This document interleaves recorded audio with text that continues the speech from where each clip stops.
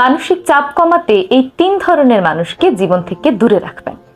1, যারা ক্রমাগত সমালোচনা করে।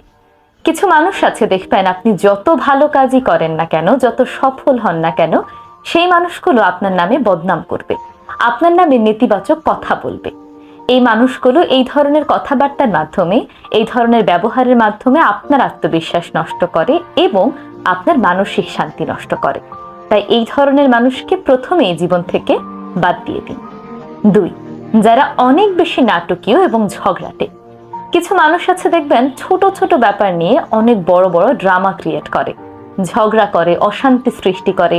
যে ব্যাপারগুলো খুবই ছোট এবং চাইলে সেগুলোকে ইগনোর করতে পারতো, তা না করে কান্নাকাটি, ঝগড়া, ড্রামা করে থাকে। এই ধরনের মানুষগুলো আপনার মানসিক শান্তিকে অশান্তিতে পরিপূর্ণ করে ফেলবে। তাই এদের থেকে দূরে থাকুন। 3, যারা আপনাকে হিংসে করে। কিছু মানুষ আছে দেখবেন, আপনার সফলতার কথা শুনে কখনোই খুশি হবে না। তাদের মুখে আপনার সফলতার হাসি আপনি কখনোই দেখবেন না।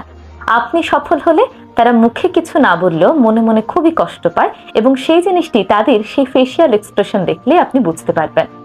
এই ধরনের মানুষগুলো কখনোই আপনার জন্য মঙ্গলজনক নয়। তাই এই মানুষগুলো থেকেও দূরে থাকবেন।